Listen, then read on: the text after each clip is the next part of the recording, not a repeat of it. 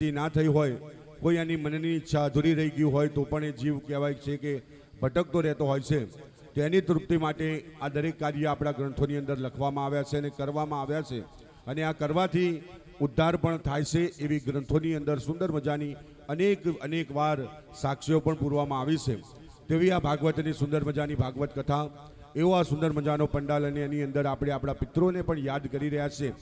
આપણી આ કથાની અંદર પણ અમારા કિરીટભાઈ પટેલ જે ડભોડાથી આ કથાની અંદર પધાર્યા છે, અમારા કિરીટભાઈ પસાભાઈ પટેલ ડભોડા ગ્રુપની અંદર જે 47 આપણા યાત્રિકો છે એમાંના એક એમનો પરિવાર પણ છે. એમના દીકરા વિવેકભાઈ કે જેમનું દુઃખદ નિધન થયું હતું, અને અમારા કિરીટભાઈના મનની અંદર એવો વિચાર આવ્યો કે મારે પણ મારા દીકરા પાછળ કંઈક કરવું છે. કારણ કે કોરોના કાળ એવો કાળ હતો કે આપણા ઘણા સ્વજનો આપણાથી વિખૂટા પડ્યા છે, અણધારે આપણાથી વિખૂટા પડ્યા છે. ક્યારે આપણે સપનામાં પણ નહોતું વિચાર્યું, અને એવા આપણા સ્વજનો જે આપણને ખૂબ વાલા હતા એ આપણાથી વિખૂટા પડ્યા છે. તેમના માટે કંઈક કરવાનો અવસર છે આ ભાગવત કથા, આ સુંદર મજાની પાવન ભૂમિ. અને એવા પ્રસંગની અંદર અમારા કિરીટભાઈ પટેલના મનની અંદર પણ ઈચ્છા થઈ કે મારે પણ મારા સ્વર્ગવાસી દીકરાની આત્માની શાંતિ માટે કંઈક પુણ્યકર્મ કરવું છે. તો મેં કીધું, મને આવીને અમને મળ્યા અમારા દિલીપભાઈ ભરતભાઈ લઈને આવ્યા કે કિરણભાઈ અમને આવી પરિસ્થિતિ હતી, તો એમને કંઈક અહીંયા કરવું છે તો શું કરે. તો આ દુનિયાની અંદર અને શાસ્ત્રોની અંદર અને સાધુ સંતોના મુખે આપણે સાંભળ્યું છે કે અન્નનું દાન એ સૌથી મોટું દાન માનવામાં આવે છે. કારણ કે નાનામાં નાનું હોય કે મોટામાં મોટું હોય, ગરીબમાં ગરીબ હોય કે અમીરમાં અમીર હોય, નાનામાં નાનો જીવ હોય કે કોઈ પણ જીવજંતુ હોય, અને જમવા માટે અવશ્ય જોઈએ છે. અને તમે એક ટાઈમ જમો પણ બીજો ટાઈમ તો તમે ફરીથી પાછા ભૂખ્યા થવાના. કારણ કે કુદરતની આ લીલા છે. તો કોઈનો પણ કહેવાય કે ઓજરી કોઈનું પેટ આપણે ઠારીએ તો એનાથી મોટા આશીર્વાદ બીજા કોઈ હોઈ શકે નહીં. અને મા અન્નપૂર્ણાના આશીર્વાદ આપણને મળે, સાથે ભાગવતજીના આશીર્વાદ મળે, મહાદેવજીના આશીર્વાદ મળે, ને જે સર્વ પિતૃ મોક્ષ અર્થે આ કથા છે તો એનો પણ એની અંદર લાભ મળે. એટલા માટે અમારા કિરીટભાઈ પસાભાઈ પટેલ પોતાના સ્વર્ગવાસી દીકરા વિવેકભાઈને યાદ કરી આપણી આ કથાની અંદર 21,000 રૂપિયાનું યોગદાન આપે છે. એકવાર જોરદાર તાળી પાડી આપણે એમને વધાવો. શનિવારના પવિત્ર દિવસે એમના તરફથી એક ટાઈમનો સુંદર મજાની ભોજન પ્રસાદની અંદર 21,000 રૂપિયાનું અહીંયા દાન કરવામાં આવ્યું છે. અને એમને આ વસ્તુની ખબર નથી કે અહીંયા આવી રીતે છબી મૂકવામાં આવે છે, આ રીતે કથામાં અમારા સ્વજનોના ફોટા પણ મૂકવામાં આવે છે. તો મેં એમને કીધું કે આપણે છેલ્લા દિવસે એ આપણી કથાની અંદર પણ થોડીક એક ચેન્જ કરવામાં આવી છે, એ પણ ખાસ સાંભળજો કે આપણી કથા અહીંયાથી 20 તારીખે આપણી કથા વિરામ થવાની છે. 20 તારીખે આપણે બપોરે અહીંયાથી ટ્રેનની અંદર પાછું બેસીને જવાનું છે.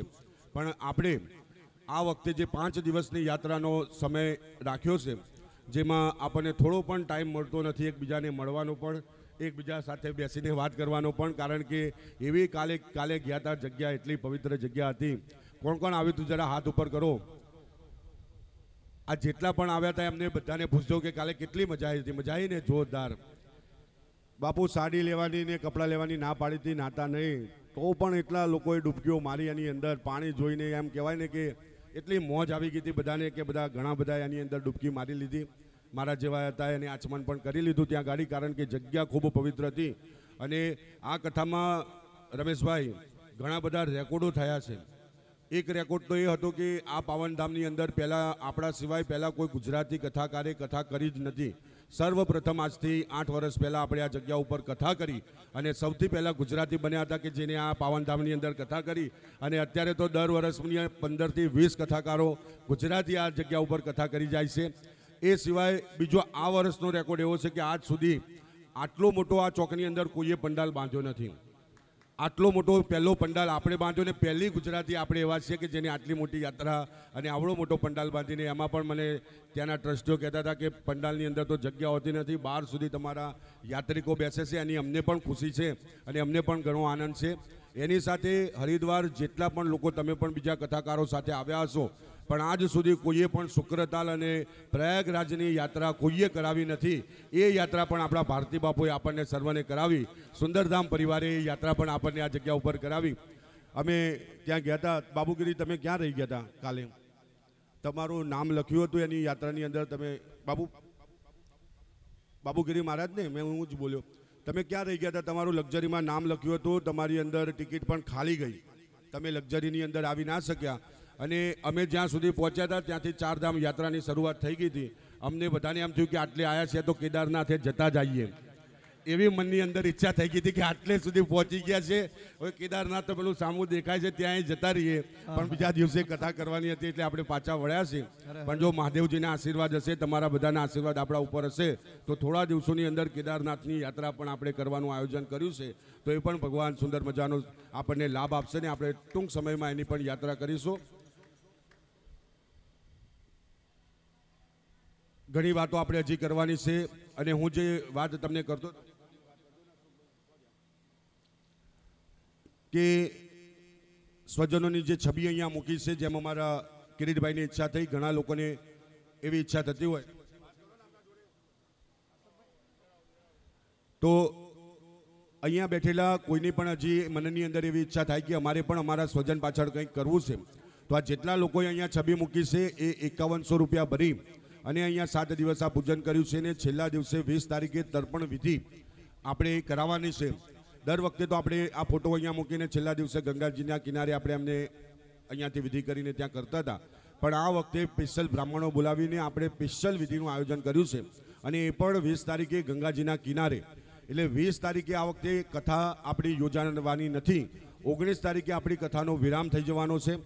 18 તારીખે 2 ટાઈમ કથા આપણી યોજાવાની છે. અને 19 તારીખે જે જન્માષ્ટમી છે એ દિવસે સવારે કથા આપણી અહીંયાથી વિરામ થશે.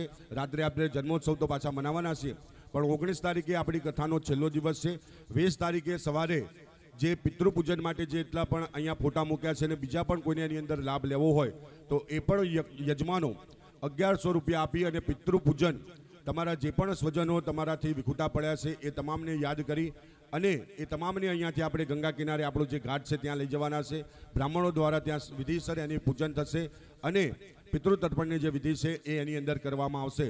તો એની અંદર પણ હજી જેને જોડાવવું હોય એ જોડાજો, કારણ કે એ તમામ આયોજન 20 તારીખે સવારે 6:30 થી 7:30 વાગ્યા સુધી આપણે આયોજન કર્યું છે. પછીનો જે ટાઈમ છે કોઈને ખરીદી કરવી હોય, કોઈને ફરવું હોય એના માટે છે. અને પછી જમ્યા પછી આપણે બધાએ ટ્રેનની અંદર જવાનું છે. તો આવું આયોજન કરેલું છે. બીજી માહિતી આપણે કથાના પછી તમને આપીશું, પણ આ પણ વસ્તુ મગજની અંદર રાખજો. હવે બાપુને વિનંતી કરીએ કે કથાનું સુંદર મજાનું ગાન અને રસપાન આપણને સૌને કરાવે. તો બોલજે ભાગવત ભગવાન કી જય, કૃષ્ણ કનૈયા લાલ કી જય.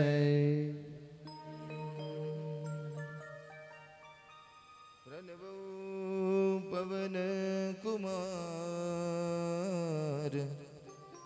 खलबन पावक ज्ञान घन जासुरदय आगार बसहि राम सर चापधर बसहि राम सर चापधर वक्रतुंड महाकाय सूर्यकोटि समप्रभ निर्विघ्नं कुरु मे देव सर्वकार्येषु सर्वदा. आदिदेव नमस्तुभ्यं प्रसीद मम भास्कर दिवाकर नमस्तुभ्यं प्रभाकर नमोस्तुते प्रभाकर नमोस्तुते. या देवी सर्वभूतेषु मातृरूपेण संस्थिता नमस्तस्यै नमस्तस्यै नमस्तस्यै नमो नमः नमस्तस्यै नमो नमः. या देवी सर्वभूतेषु मवणिरूपेण संस्थिता नमस्तस्यै नमस्तस्यै नमस्तस्यै नमो नमः. वन्दे देव उमापतिं सुरगुरुं वन्दे जगत्कारणं वन्दे पन्नगभूषणं मृगधरं वन्दे पशूनापतिं वन्दे सूर्यशशाङ्कवहनिनयनं वन्दे मुकुन्दं प्रियं वन्दे भक्तजनाश्रयं च वरदं वन्दे शिवं शङ्करं गुरु ब्रह्मा गुरु विष्णु गुरुदेवो महेश्वर गुरु साक्षात् परब्रह्म तस्मै श्री गुरुवे नमः। तस्मै श्री गुरुवे नमः। लोकाभिरामं रणरङ्गधीरं राजीवनेत्रं रघुवंशनाथं कारुण्यरूपं करुणाकरन्तं श्रीरामचन्द्रं शरणं प्रपद्ये। मनोजवं मारुततुल्यवेगं जितेन्द्रियं बुद्धिमतां वरिष्ठं वातात्मजं वानरयूथमुख्यं श्रीरामदूतं शरणं प्रपद्ये। श्रीकृष्ण गोविन्द हरे मुरारी हे नाथ नारायण वासुदेव। कृष्ण गोविन्द हरे मुरारी हे नाथ नारायण वासुदेव। हे नाथ नारायण वासुदेव। हे नाथ नारायण वासुदेव। कृष्णं नारायणं वन्दे कृष्णं वन्दे व्रजप्रियं कृष्णं द्वैपायनं वन्दे कृष्णं वन्दे पृथासुतं कृष्णं वन्दे पृथासुतं। श्रीकृष्णाय वासुदेवाय हरे परमात्मने प्रणतक्लेशनाशाय श्रीगोविन्दाय नमो नमः। श्रीगोविन्दाय नमो नमः। सच्चिदानन्दरूपाय विश्वोत्पत्त्यादिहेतवे तापत्रय विनाशाय श्रीकृष्णाय वयं नमः। श्रीकृष्णाय वयं नमः। वसुदेव सुतं देवं कंसचाणूरमर्दनं देवकी परमानन्दं कृष्णं वन्दे जगद्गुरुं। श्रीकृष्णं वन्दे जगद्गुरु। बोलो कृष्ण कन्हैया लाल की जय। द्वारिका देश की जय। वृंदावन विहारी लाल की जय। श्रीमद् भागवत भगवान की जय। रामचंद्र भगवान की जय। गौरी शंकर महादेव की जय। श्री अम्बे मात की जय। श्री गंगे मात की जय। सदगुरु देव की जय। श्री हनुमान जी महाराज महाराज की जय। ओम नमः पार्वती पते हर हर महादेव हर।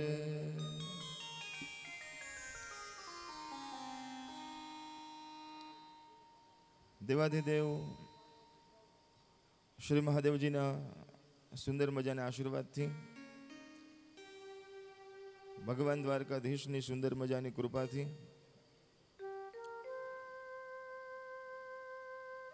सद्गुरुदेवना आशीर्वादथी मां गंगाना खोळामां बेसीने ભાગીરથી ગંગાના સાનિધ્યમાં બેસીને શ્રીમદ ભાગવત કથાના સુંદર મજાના આયોજનમાં આપણે બધા છેલ્લા 3 દિવસથી ભગવાન કૃષ્ણના અને ભગવાન કૃષ્ણના ભક્તોના ચરિત્રનું વર્ણન કરતી શ્રીમદ ભાગવત કથાનું રસપાન કરીએ છીએ. સુંદર મજાનો ત્રિવેણી સંગમ અહીંયા થયો છે. ભગવાનનું સુંદર મજાનું નામ સંકીર્તન થાય છે,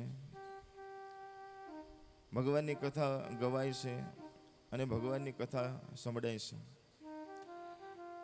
તો આ સુંદર મજાનો લાભ આપણે બધા લઈ રહ્યા છે. 88,000 સનકાદિક મુનિઓ સુતજી મહારાજ આગળ બેસીને કથા સાંભળી રહ્યા છે. બીજી બાજુ શુક્રતાલની અંદર પરીક્ષિત મહારાજ, જેની આગળ સુખદેવજી મહારાજ કથા ગાવા માટે બેઠા છે. એ જગ્યા ઉપર મોટા મોટા સંતો મહંતો બેઠા છે. કહેવાય કે સુખદેવજી મહારાજ કથા કરવા બેઠા છે. સાંભળવા માટે એમના પિતાજી વ્યાસજી બેઠા છે. એમના પણ પિતાજી દાદાજીના દાદાજી પણ એ કથા સાંભળવા માટે બેઠા છે. મોટા મોટા બધા ઋષિ મુનિઓ ત્યાં આગળ બિરાજમાન છે.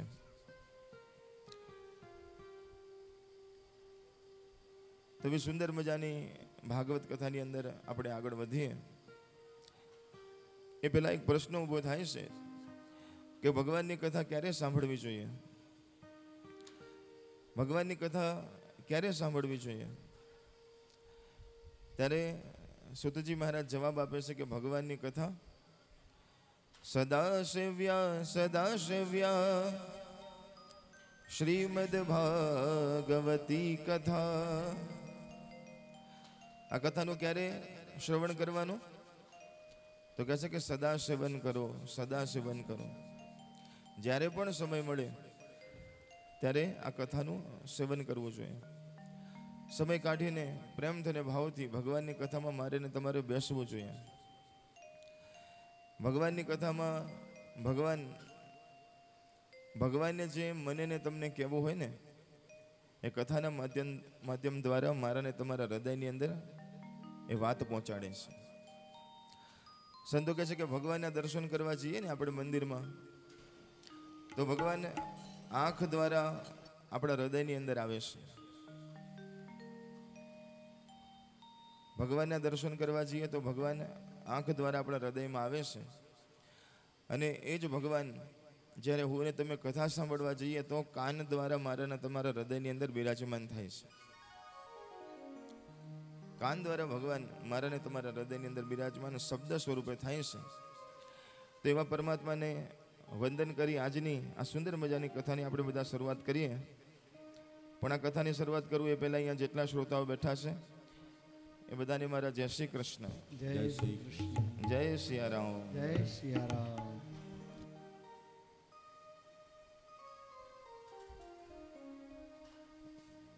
ભાગવતની આ સુંદર મજાની કથામાં હવે એક સુંદર મજાના પ્રસંગમાં આપણે બધા આગળ વધવાનું છે.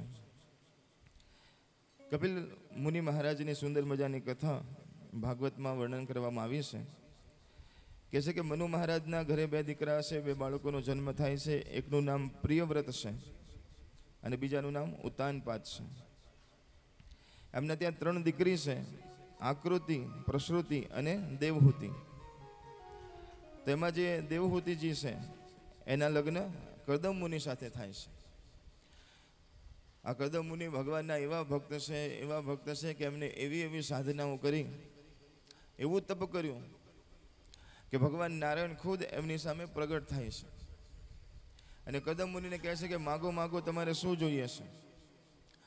તો કદમ મુનિ કહે છે કે મારે તમારા જેવો દીકરો જોઈએ છે. એટલે કે તમે દીકરો તો માગો છો પણ લગ્ન તો કર્યા નથી તમે. તો કે તમારા જેવું સંતાન મારું હોય એવી મારી ઈચ્છા છે. તો કે એના માટે તમારે લગ્ન કરવા પડે. તો કે કોની સાથે લગ્ન કરો? તો કહે છે કે મનુ મહારાજના દીકરી છે દેવહૂતિ, એની સાથે તમારે લગ્ન કરવાના છે. યોગ્ય સમય આવશે તો તમારી પાસે આવશે. બીજી બાજુ મનુ મહારાજની પાસે સમાચાર પહોંચાડ્યા છે કે તમારા ઘેર જે દેવ જેવી કન્યા છે, જે ખૂબ સાધિકા છે,